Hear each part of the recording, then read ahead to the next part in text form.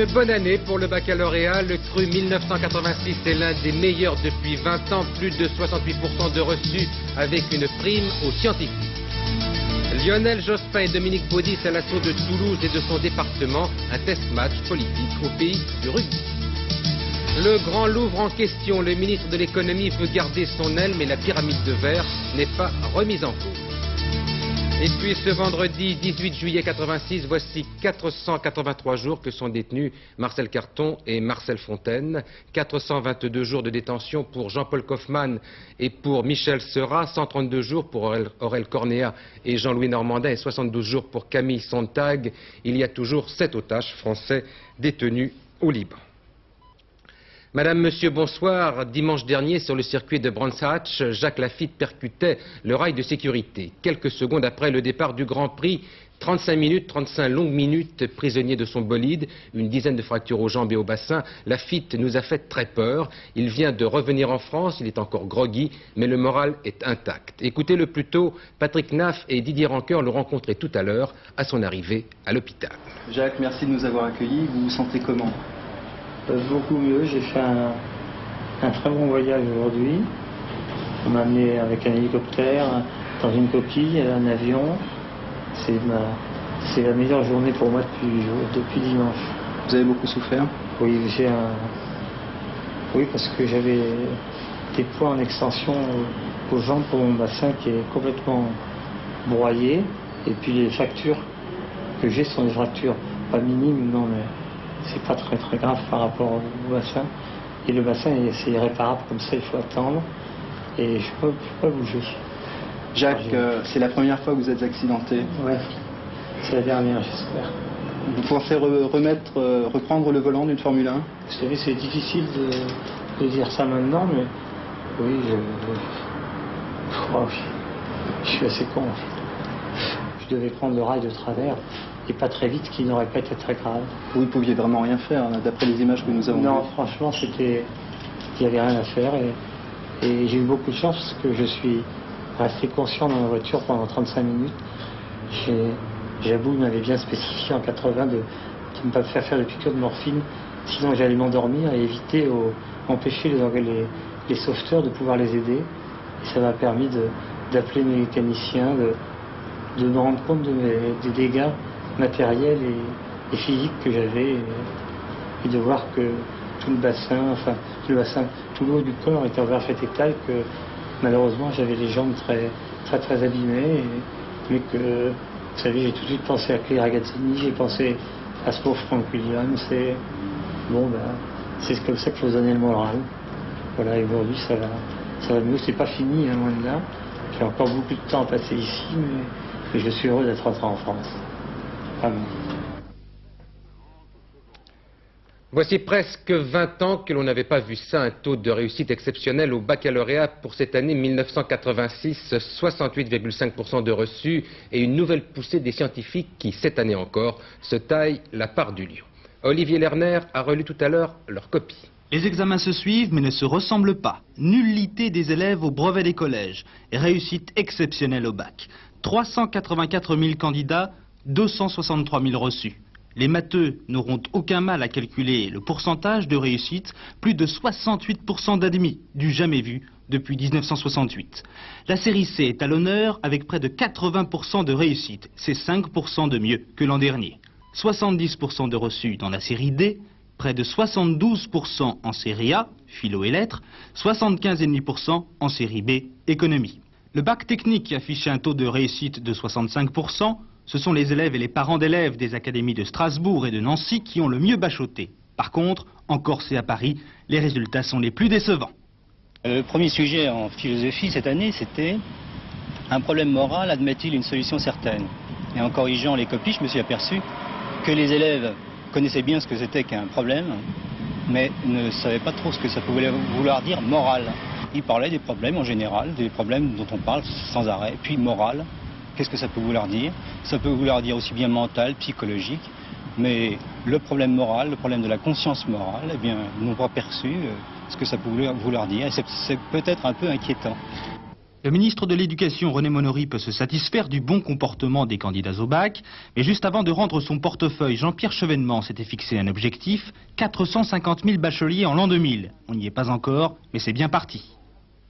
Ce sera le test politique de la rentrée. Certains parlent déjà d'un sondage politique en vraie grandeur. Le duel Jospin-Baudis aux élections législatives de Haute-Garonne promet d'être intéressant. Le premier secrétaire du PS a en effet annoncé aujourd'hui qu'il conduirait la liste socialiste pour ces élections partielles. C'est comme un avant-goût de la prochaine bataille pour le Capitole. Pascal Guimier. Lionel Jospin contre Dominique Baudis, un combat de vedettes entre majorité et opposition. Lionel Jospin, déjà élu à Paris, met tout son poids dans cette nouvelle bataille.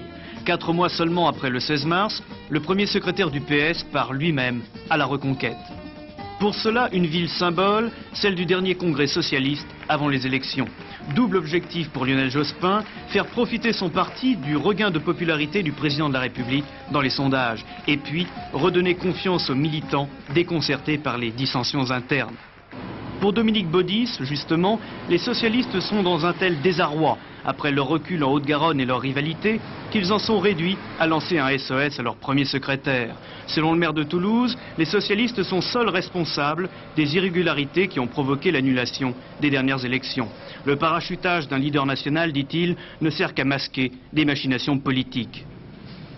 Les socialistes espèrent 5 sièges cet automne, soit 1 de plus qu'en mars dernier.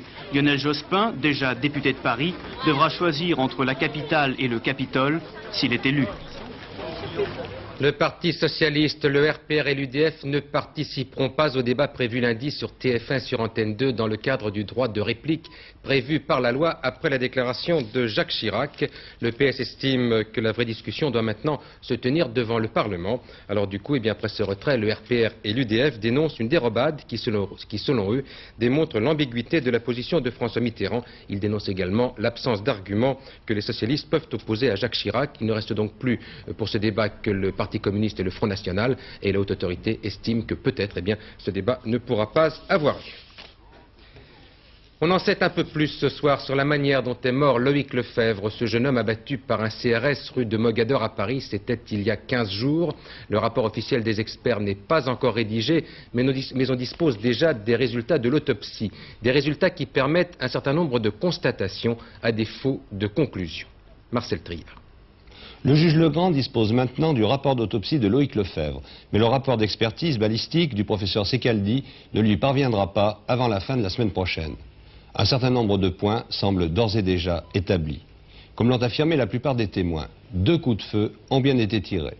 L'une des balles traverse le corps de Loïc Lefebvre de part en part, pénétrant dans le dos, sous l'omoplate gauche et ressortant à l'avant du thorax, un peu vers la droite.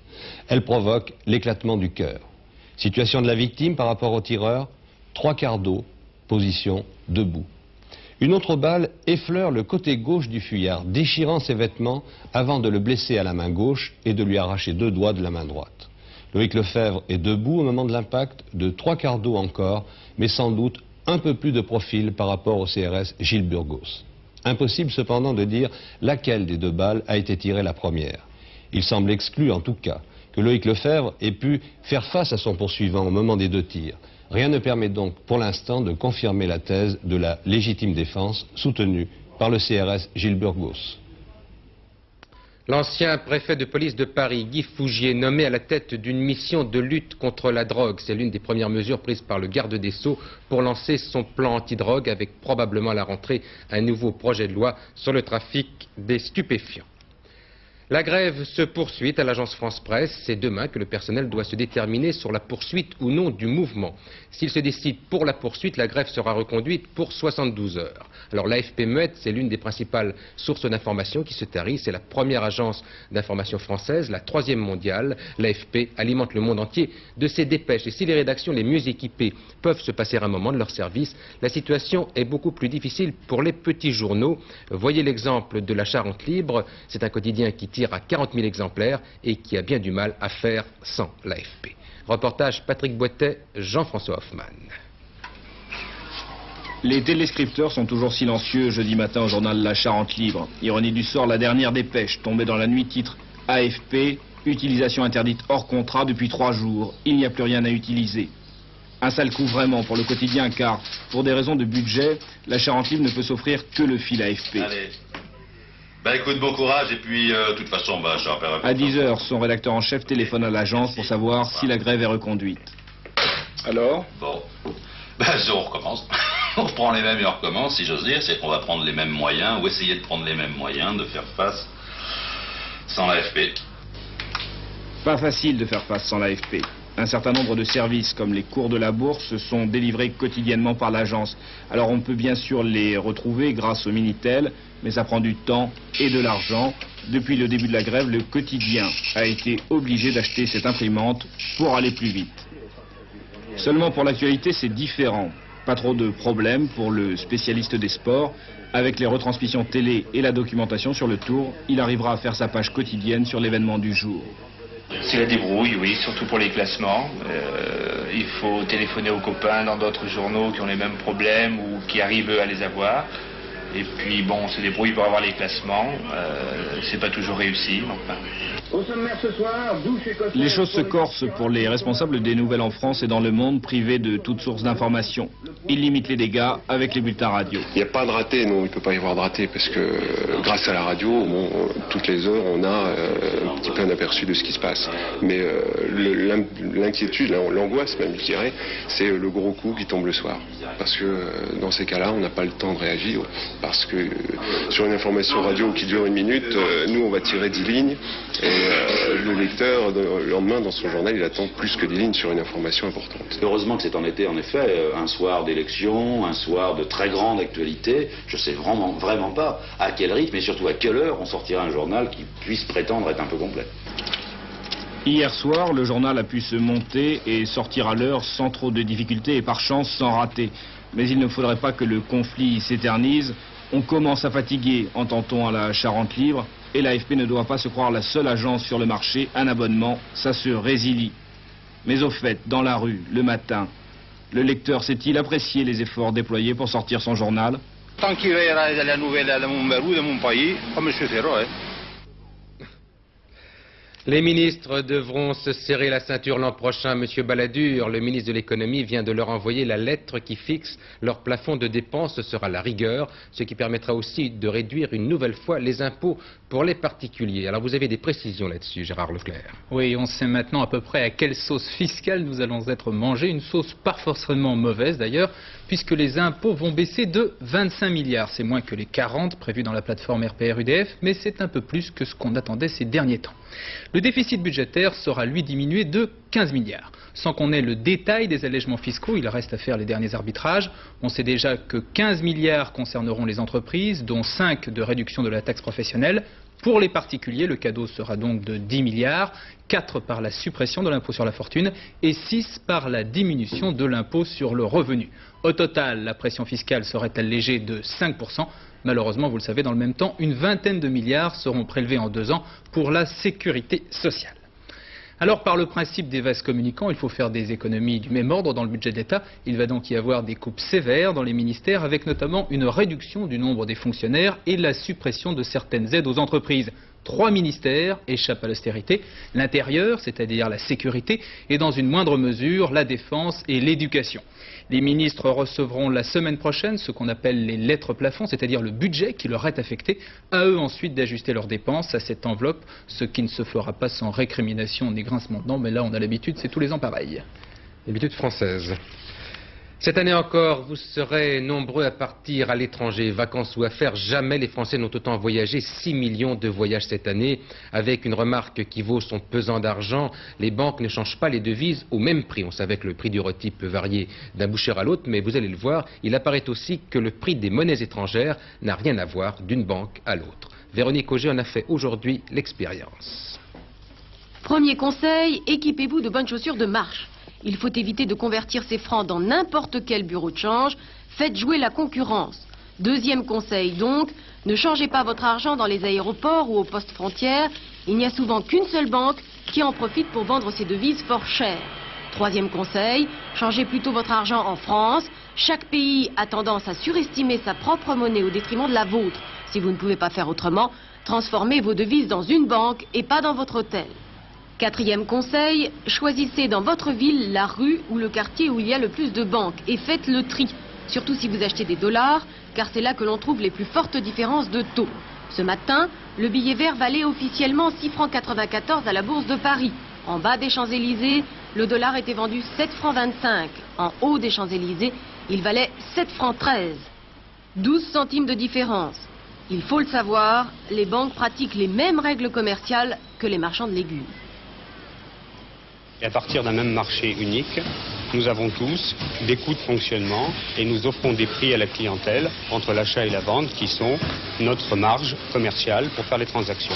Alors chaque banque, c'est l'offre et la demande simple, chaque banque indique des cours tels qu'elle l'entend dans sa propre gestion. C'est la liberté absolue d'offre et de demande. 5e conseil, si vous le pouvez, prenez des chèques de voyage. Ils sont établis à votre nom, ce qui vous garantit contre le vol. Enfin, dernière précaution, grâce à votre carte internationale de crédit, vous avez le droit de dépenser 6 000 francs par semaine à l'étranger. N'en abusez pas. Vous ne savez jamais quel sera le taux de change au moment du débit de votre compte. D'autre part, la conversion devise-franc passe souvent par un intermédiaire, le dollar. Plus il est fort, plus vous risquez de perdre au change. La guerre oubliée en Afghanistan et pourtant les combats se poursuivent entre les autorités afghanes appuyées par les soviétiques et la guérilla. Avec 3 informations cette semaine. D'abord la chute de la 2e ville du pays, Kandahar, jusque-là tenue par les Moudjahidines. Et puis des combats dans un autre sanctuaire de la guérilla, c'est la ville de Herat. Enfin la condamnation à mort par contumace d'un des principaux chefs de la guérilla, le fameux Massoud. Alors sur la situation en Afghanistan, voici le commentaire de Bruno Albin. À Kaboul, voici la vitrine que l'on aime montrer aux étrangers. Image prospère, un pays où rien ne manque, un Afghanistan respectueux des cultures, des religions, mais un pays moderne. Si pacifique qu'on ne comprend pas vers quel objectif s'élancent les pilotes soviétiques, les blindés ou les patrouilles. On en oublierait presque qu'on se bat en Afghanistan. À Herat, que l'armée tente de reprendre à la résistance depuis juin dernier, et à Kandahar, d'où le gouvernement affirme avoir chassé les maquisards, tout comme on s'est battu entre Kaboul et la frontière pakistanaise au printemps dernier.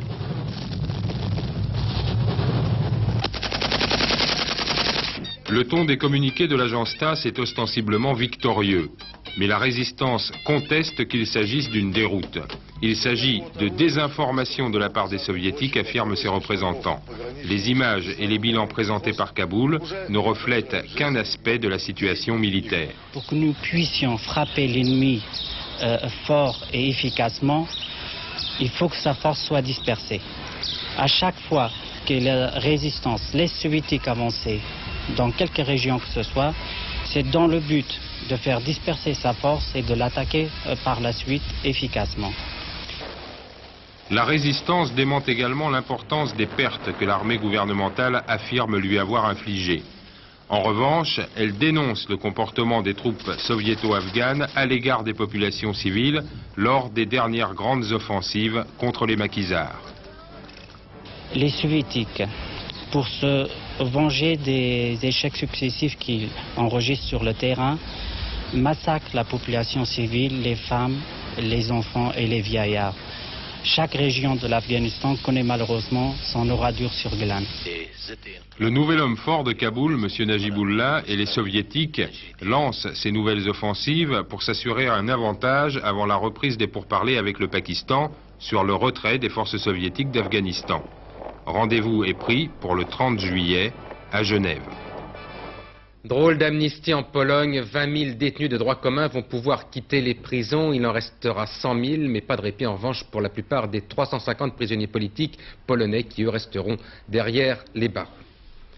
Le thym de l'été a mauvaise mine, c'est l'une des conséquences les moins attendues de l'accident de Tchernobyl il y a maintenant 2 mois et demi.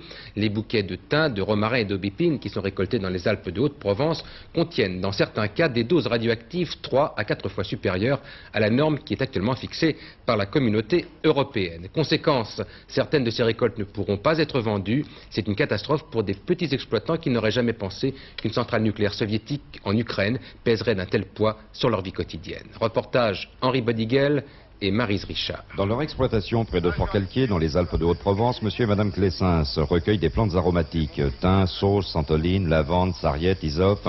Et leur fierté, c'est de tout ramasser à l'état sauvage, en pleine nature. Tout allait bien jusqu'au jour où le nuage radioactif de Tchernobyl est passé dans la région. D'un côté, ils entendaient les autorités civiles suisses multiplier les mises en garde contre certains produits naturels à cause de la radioactivité. Et par ailleurs, on leur répétait volontiers que la France était un pays serein où la menace radioactive n'en était pas une. Ils pouvaient donc continuer à accueillir tranquilles, mais, et après avoir été sérieusement alertés, ils ont voulu savoir de quoi ils étaient menacés. Nous avions donc des taux de concentration de radioactivité générale et qui étaient de 8 fois supérieurs aux normes autorisées, qui sont de 370 à 600 becquerels au kilo, et nous sommes à 2000, 2500. Le césium qu'on a retrouvé, le césium 134, 137, qui se trouve dans le thym, a une durée de vie de 30 ans. Ce qui veut dire que l'exploitation ici, la radioactivité qui était dans le thym, la radioactivité qui est restée dans le sol, nous laisse un peu pantois. Donc nous devrons faire des analyses l'année prochaine et pendant sans doute de plusieurs années. À la limite, nous n'avons plus la possibilité de récolter. Toutes les plantes ne sont pas touchées de la même manière. C'est le thym et l'aubépine qui présentent aujourd'hui les taux de radioactivité les plus élevés, alors que d'autres plantes n'en portent pratiquement aucune trace. Encore faut-il savoir interpréter les chiffres de radioactivité qui sont indiqués après examen. Il faut maintenant déterminer quel est l'ensemble de la contamination sur notre région, sur tout l'est de la France, le faire sérieusement, de façon à ne pas affoler les gens, d'une part, et d'autre part, à ce que les agriculteurs pour qui c'est le gagne-pain, ne soit pas pénalisé par une éventuelle contamination et une éventuelle révélation de ces contaminations, et puis d'autre part que les consommateurs, de leur côté, soient informés des produits qu'ils consomment. Chez les Clessens, la récolte amassée depuis le mois de mai a été isolée. Pour l'instant, il n'est pas question de la commercialiser et ils attendront de sérieuses garanties avant de la mettre éventuellement sur le marché. Mais de toute façon, c'est le problème de toute la chaîne alimentaire qui est aujourd'hui mis en question. Après l'Opéra de la Bastille hier, voici aujourd'hui le Grand Louvre, 2 projets sous l'éclairage de la cohabitation. Hier donc François Léotard donnait son feu vert à l'Opéra de la Bastille, moyennant quelques modifications.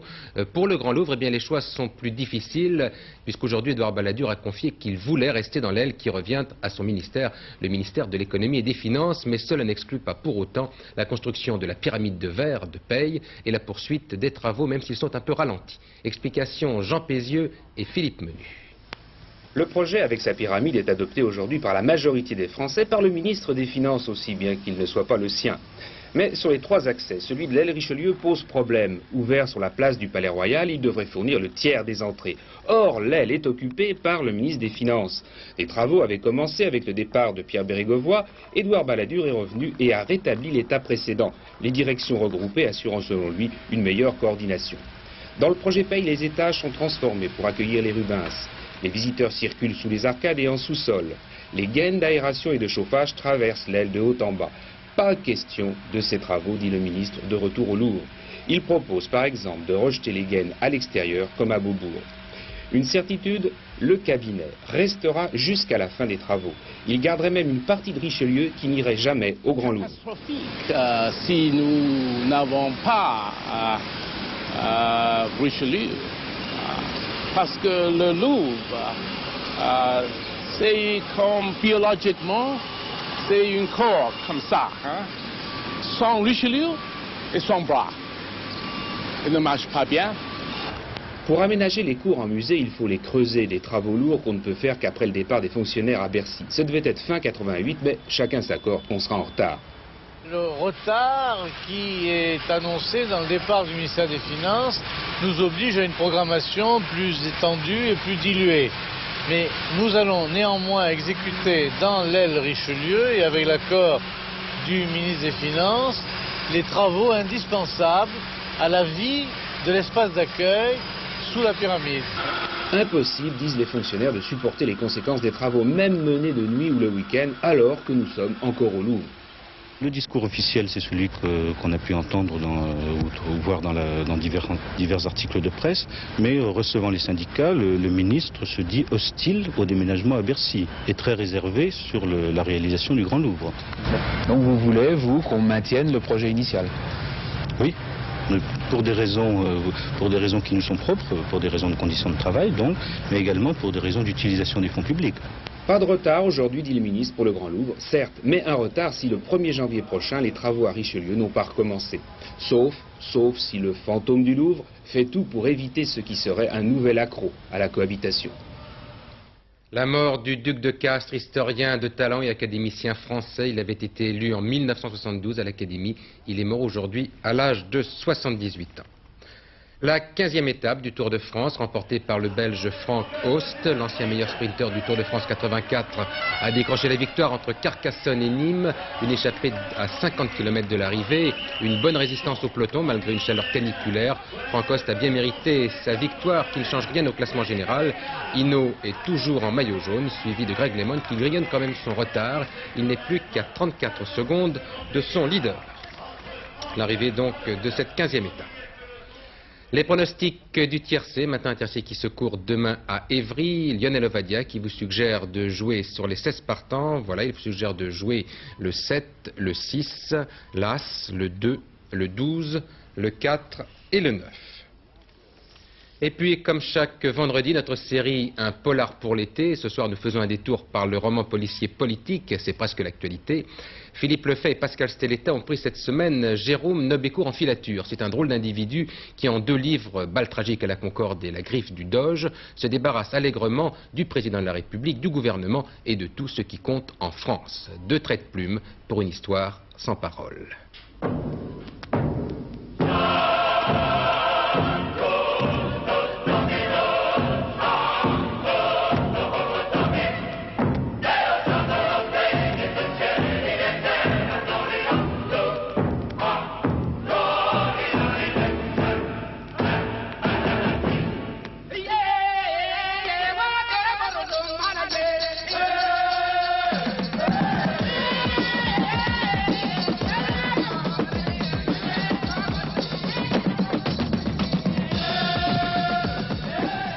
Ça vous amuse de jouer avec la Constitution?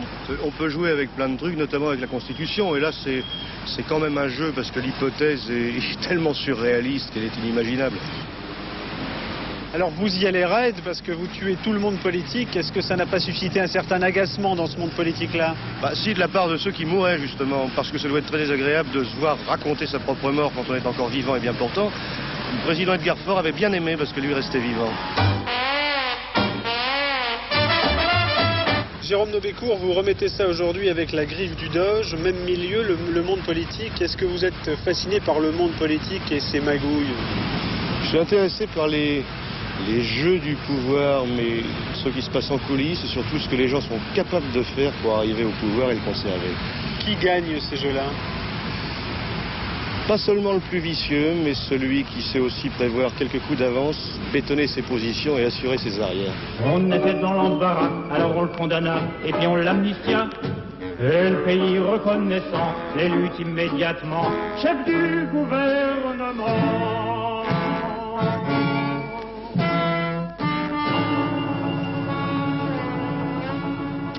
Le ciel encore maintenant avec Laurent Boussier, avec une météo qui ce soir anglicise un peu. Absolument, je crois que nous allons vivre un week-end, un week-end tout à fait agréable puisque le soleil et la douceur seront au rendez-vous. Malheureusement, le vent aussi sera au rendez-vous. C'est le plus ennuyeux surtout à cause des incendies sur le sud du pays. En attendant, la photo satellite est remarquable.